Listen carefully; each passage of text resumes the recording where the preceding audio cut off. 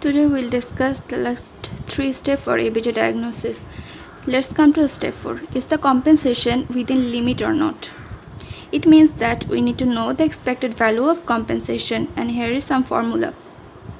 If the primary problem is metabolic, it will compensate it by carbon dioxide.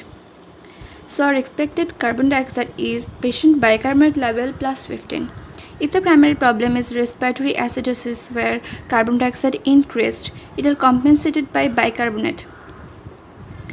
So in acute respiratory acidosis, our expected bicarbonate is 24, which is the mid value of bicarbonate, plus because the bicarbonate is increased and change of partial carbon dioxide into 0.1.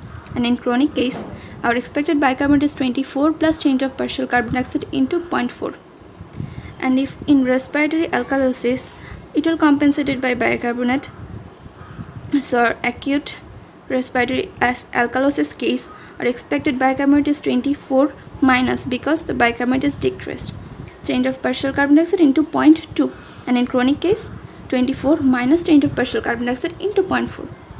Normally, there is appropriate compensation occurs in our body, but there may be overcompensation or undercompensation because of lung or kidney compromise. Then we will found mixed or triple disorder. Like if a patient has metabolic problem, the carbon dioxide level increase or decrease to compensate.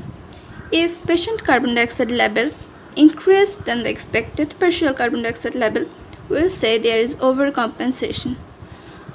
So we will found an additional respiratory acidosis because carbon dioxide is greater in this case. If the patient carbon dioxide is less than the expected partial carbon dioxide, we will say there is undercompensation, and we will found an additional respiratory alkalosis. Like here, if the patient has a respiratory problem, it will compensate it by metabolic, and if patient bicarbonate level is greater than the expected value, we will say there is an overcompensation. So here is an additional metabolic alkalosis. And if patient bicarbonate is less than the expected bicarbonate, we will say there is undercompensation. The bicarbonate is decreased, so here is an additional metabolic acidosis. Let's come to step 5. It is determine the anion gap of the patient. Normally, the total anions are same as total cations, but it may change due to acid-base disorder. And in certain cases, we may find normal pH bicarbonate and carbon dioxide, but we cannot surely say that there is no acid-base disturbance. And in this case, anion gap may be the only clue to determine the acid-base disorder.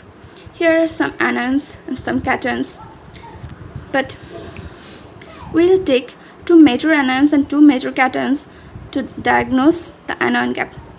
So anion gap is equal to the sodium and potassium level minus the chloride and bicarbonate level. And the normal level is 12. But we consider anion gap level 20 as normal value in any acid-base disorder. But if anion gap is greater than 20, we'll say there is high anion gap. Then we'll calculate bicarbonate gap. Let's come to step 6. Determine the bicarbonate gap. So the bicarbonate gap is equal to patient bicarbonate level plus patient anion gap into normal anion gap, which is 12. So normal range of bicarbonate gap is 23 to 30. So if we found the bicarbonate gap is equal to 23 to 30, we'll say there is only high anion gap metabolic acidosis. High anion gap because here the anion gap is greater. If the bicarbonate gap is less than 23, we'll say there is high anion gap metabolic acidosis plus normal anion gap metabolic acidosis.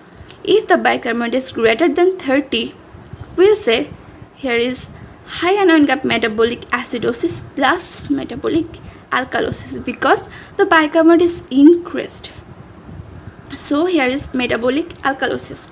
So we can say in mixed disorder there is 2 primary disorder. It may be respiratory, it may be metabolic. And in triple disorder there is 1 respiratory disorder plus 2 metabolic disorder. And we will solve some difficult math of ABG in our next video. So keep watching our video. Thank you. Please like, comment and subscribe.